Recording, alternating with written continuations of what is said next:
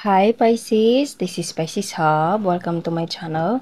So for today's video, gagawa tayo ng weekly reading for Pisces from April 15 to April 21, 2024. Okay, gamitin natin itong The Keeper, the Fortune Telling card. Alamin natin kung ano mga posibleng mangyari for Pisces sa linggong ito. Okay, so reminder lang po na ito ay general reading. So pwede pong mag-resonate, pwede pong hindi, okay? And ang mga energies na lalabas dito, feminine or masculine, ay pwede po mag-resonate sa lahat. Babae, lalaki, LGBT man, yung mga Pisces na nanonood ngayon, or yung mga Pisces na dinidil nyo po. Again, pag mag-resonate, take lang. Pag hindi, huwag kang ipilit. Okay. So, ano po ang mga posibleng mangyari for Pisces sa linggong ito? Ayun, so there's a main, female. So, pwedeng ikaw to Pisces or you're dealing with someone na may feminine energy. Okay. Family room. So, pwedeng ito ay kapamilya mo lang din Pisces, kasamahan sa bahay. Okay. Or pwedeng ikaw to mismo na nasa bahay ka. Okay, habang pinapanood mo to. Main male. Main female and main male. Okay, so, again, wala po tayong gender specific po. Okay, so, pwedeng merong, kumbaga, meron kang dinidil, pwedeng ito ay asawa mo, Pisces, okay? Or pwedeng family member mo lang din. Basta nagsasama sa isang bubong, or pwedeng gustong makasama sa isang bubong. Pwedeng gustong mag-live-in, na living together, pwede, okay? Or pwedeng kasal kayo, or pwedeng kapamilya mo lang din to, Pisces, okay? So, wealthy man, okay? So, merong isa sa inyo ang nakakaangat sa buhay, maayos yung pamumuhay, okay? And there is someone na pwedeng, sige pa.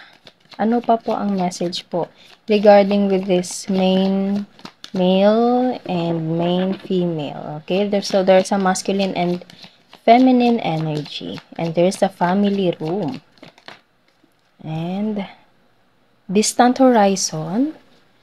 Okay. So, pwedeng ito ay someone na nakatira sa malayo, Pisces. Pwedeng kayo ay long distance. Okay. Sinabi ko kanina, pwedeng merong isa sa inyo ang parang nakakaangat sa buhay. So, pwedeng magli-live-in kayo, Pisces. Titira na kayo sa isang bahay. Okay. Pero as of now, parang nasa malayong lugar itong taong dinidil mo. It's either ikaw to or ikaw to Pisces, kahit sino ka man. Merong isa sa inyo ang parang nasa malayong lugar and yung isa naman is andito. Okay? So, pwedeng ito ay family member, pwedeng OFW to siya, Pisces. Okay? Pwedeng asawa mo ay OFW or pwedeng meron kang mahal sa buhay, asawa, boyfriend, girlfriend. Yes, OFW or pwedeng nagtatrabaho itong taong to nasa malayong lugar, mature man. Okay, so meron tayo ditong tatlong masculine energy, pero pwedeng isang tao lang din to sila. And nagtatrabaho to siya.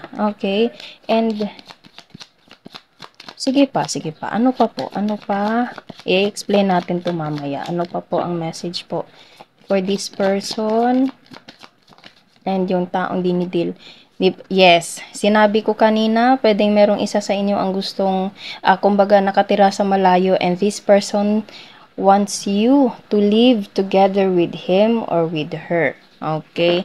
So, meron itong plano itong taong to, and as of now, pwedeng nagtatrabaho siya, he's working hard or she's working hard para matupad itong plano niyong dalawa. Okay? So, pwedeng meron siyang gustong papuntahin doon sa lugar kung saan siya nakatira. Okay? Or pwedeng uuwi siya dito, Pisces. Okay. So, there's a change, there's an imprisonment and toil and labor. Okay. So, meron kayong something na distance between this person and nakikita nyo merong distant horizon, change, and pathway. Okay, so merong plano itong taong to or pwede meron na kayong plano, Pisces, and this person works so hard para maisakatuparan itong plano nyo dalawa. Pwedeng ito ay asawa mo, Pisces, gusto nang umuwi sa bansa, okay, or pwedeng gustong pumunta dito sa bansa or kahit anuman, and kumbaga, nasa malayong lugar to siya, nagtatabaho ng maayos, and minsan siguro yun yung parang nagiging medyo struggle lang sa inyong dalawa kasi meron tayo ditong imprisonment and toil and labor, okay? Kaya minsan siguro merong pag-overthink, okay? Medyo struggle, lalo na't medyo malayo kayong dalawa. Pwedeng ito ay something na long distance relationship, pwede, Pisces. Okay, and this person wants you to be with him or with her in this new life, okay, in this family room right here, okay, nagtatabaho ng maayos and there's a new pathway, so gusto niya magkasama kayo sa, kumbaga, sa iisang bubong ng taong to. Pwede meron na kayong plano, Pisces, para matapos na itong imprisonment and toil and labor na ganito, okay, so sa nararamdaman ko, meron kayong parang overthinking struggles, lalo na long distance yung relationship nyo, Pisces, and meron tayo ditong mature woman.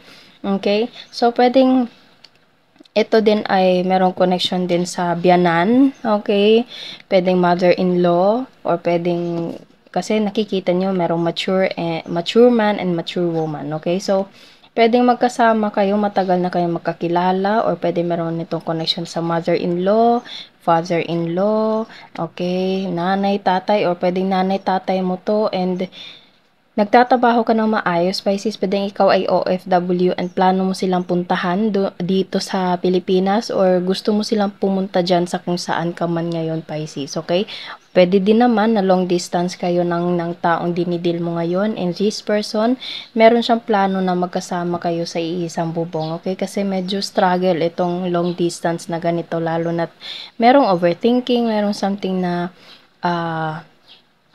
kumbaga, alam mo yun, struggle sa pagtitiwala, sa pagko-communicate araw-araw, at saka hindi maiiwasan yung ganun, and it's so normal. Ang importante is ipagpatuloy na, alam mo yun, kung ano man yung relationship nyung dalawa, okay? Kumbaga, mas paigtingin pa yung pagmamahalan yung dalawa hanggang sa isakatuparan itong pangarap nyo para sa isa't isa, okay? So,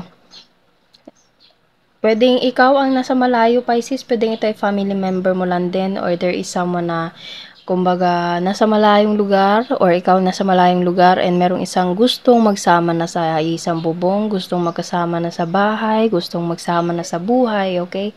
And pwede din namang family member na gusto mong papuntahin doon or gusto kang umuwi dito. Okay? So, take nyo lang po kung saan po mag-resonate. And pwedeng this week is meron kayong planong gagawin ito, or pwedeng this week is merong magta-travel papunta dito, or merong magta-travel papunta doon, or merong pag-uusapan sa kung ano man yung mga bagay-bagay na nandito sa ating reading, Pisces. Okay? So, case-to-case basis po tayo dito, Pisces. Take nyo lang po kung saan po mag-resonate sa sitwasyon nyo po. Okay?